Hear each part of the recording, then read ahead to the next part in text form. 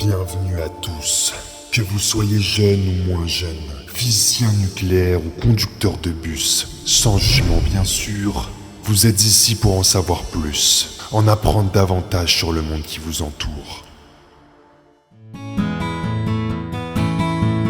Bilan carbone, effet de serre, ozone, pollution, ce sont des termes qu'on entend de nos jours partout et tout le temps, à moins de vivre dans une grotte. Ça va être tout noir. Ta gueule. Tous ces termes décrivent quelque chose de spécifique, un phénomène naturel ou anthropique, un élément de l'environnement, un critère environnemental, etc. Ils peuvent cependant porter un peu à confusion si on ne plonge pas le nez dedans, c'est donc l'objectif de ce 10e épisode, d'en savoir un peu plus sur le sujet. Pour ne pas tout mélanger et pour ne pas faire une vidéo type version longue du Seigneur des Anneaux, aujourd'hui on va parler de pollution, mais pas n'importe quelle pollution, la pollution dans l'air ou encore pollution atmosphérique. La pollution dans notre langage courant, c'est quelque chose d'assez large, un terme un peu fourre-tout qui décrit tout et n'importe quoi. Savons-nous donc réellement ce qu'est la pollution? Donc premièrement, il y a deux types de polluants, les polluants atmosphériques et les gaz à effet de serre. Aujourd'hui, nous allons traiter que les polluants atmosphériques, donc exit le CO2, exit le bilan carbone. Cela fera l'objet d'un sujet dans une prochaine vidéo. En effet, je souhaite un peu raccourcir le temps des vidéos, donc traiter les deux sujets à la fois sur cette vidéo, cela ferait un peu long, donc voilà. Revenons-en à nos moutons. Qui sont-ils?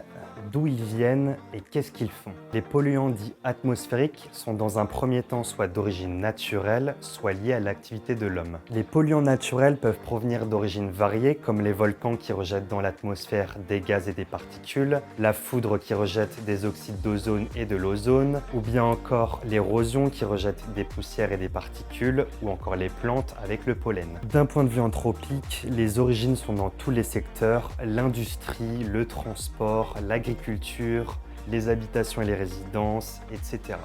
Waouh. On distingue ensuite deux types de polluants atmosphériques, les polluants primaires et les polluants secondaires. On parle de polluants primaires lorsqu'ils sont émis directement dans l'air et de polluants secondaires lorsqu'ils ont subi des transformations physico-chimiques sous l'effet de conditions météorologiques bien particulières.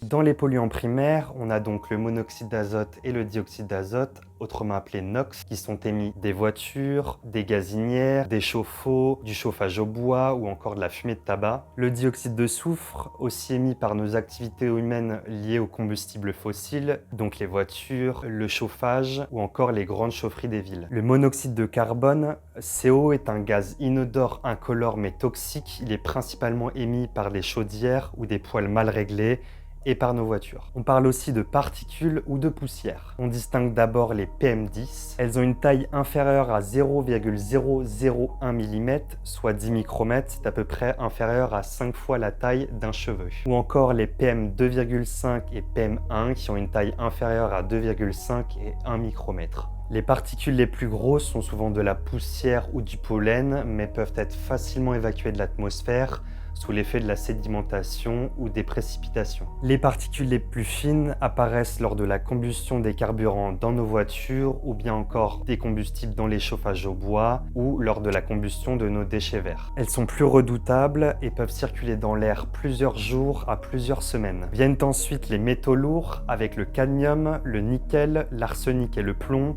qui sont les principaux et les plus dangereux. Ils ont été classés cancérigènes par l'Union européenne. Ils sont à la fois d'origine naturelle ou bien liés à l'incinération de nos déchets ou par les usines métallurgiques. Les polluants organiques persistants ou POP, ce sont des composés organiques qui résistent à la dégradation environnementale. La quantité de POP augmente à chaque maillon de la chaîne alimentaire car ils sont persistants dans les organismes vivants, donc plutôt relou. De nombreux POP sont actuellement ou ont été utilisés autrefois comme pesticides, comme solvants, comme produits pharmaceutiques ou bien encore comme produits chimiques industriels. L'agriculture est aussi responsable de 80% des émissions d'ammoniac, initiateur de particules secondaires, donc de particules ayant subi des transformations physico-chimiques. Enfin, les hydrocarbures aromatiques polycycliques, ou HAP, ce sont des molécules qui contiennent entre autres des atomes de carbone et d'hydrogène. Ils sont émis principalement par le chauffage au bois et le transport routier. Et voici pour la liste des polluants primaires. Comme vous pouvez le voir, il y en a pléthore. On peut voir déjà jusqu'ici que la combustion et l'industrie automobile sont responsables de la plupart d'entre eux.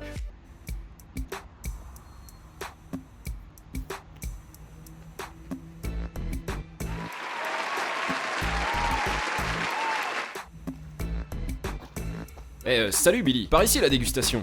Merci mon pote.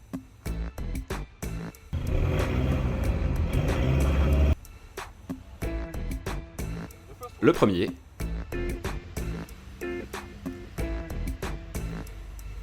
Jeune, plutôt fruité, reste bien au fond de la gorge.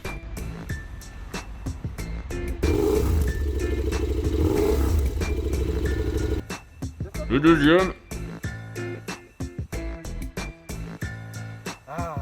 Ah, celui-ci on sent qu'il a du vécu, du caractère.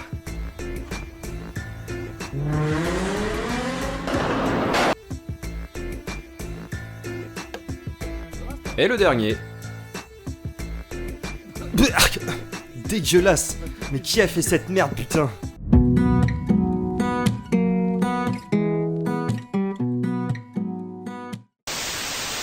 Maintenant passons aux polluants secondaires. Comme on a déjà pu le voir, il y a déjà des particules secondaires qui ont pu être modifiées pendant leur durée de vie, sont principalement issues de l'agriculture. Le principal autre polluant secondaire qui va être généré, c'est l'ozone. Et alors là, stop, il est important de faire la bonne distinction entre l'ozone et la couche d'ozone. Ils sont diamétralement opposés et le premier est un polluant et l'autre ceinturant notre Terre qui est bénéfique. L'ozone se déplace dans la troposphère, soit de la surface jusqu'à 10 km d'altitude. Ce polluant secondaire se crée en une réaction chimique sous l'effet de la chaleur. Entre les oxydes d'azote, tous secteurs confondus, et les COV ou COV-NM, composés organiques volatiles non méthaniques issus de l'industrie, du transport routier ou des zones résidentielles. Donc plus il fait chaud et plus il y aura de rayonnement solaire, plus il y aura tendance à avoir cette réaction chimique entre les NOx et les COV, donc plus de création de pollution à l'ozone.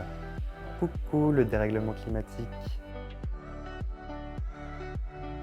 La couche d'ozone, en revanche, elle est dans la stratosphère, soit de 10 à 50 km de la surface de la Terre. Elle absorbe une partie des rayons UV du Soleil, ce qui a permis à la vie de se développer hors des océans et nous protège actuellement, nous et tous les organismes vivants, de ces rayons UV. Voici quelques petites données pour l'année 2019 de la répartition des différents secteurs émetteurs des polluants atmosphériques. Les NOx sont principalement émis par le secteur routier, donc nos voitures, et les camions de transport. Les particules sont essentiellement émises par nos habitations avec le chauffage au bois ou la combustion des végétaux. L'ammoniac quasi exclusivement par le secteur agricole. Les COV sont répartis entre le secteur industriel, les zones résidentielles ou bien d'origine naturelle. Il est intéressant de savoir qu'il est possible de visualiser en temps réel sur AirPerif ou sur aqicn.org le niveau des différents polluants dans l'air en temps réel. Cela étant dit, quels sont donc les dangers de ces différents polluants? La pollution a bien entendu de mauvaises conséquences sur la santé humaine. Que ce soit le cœur, le sang, les poumons, le cerveau, etc., la pollution touche tout le corps et forcément plus les personnes à risque, sous la forme de maladies cardiovasculaires, de bronchites chroniques, de cancers, etc.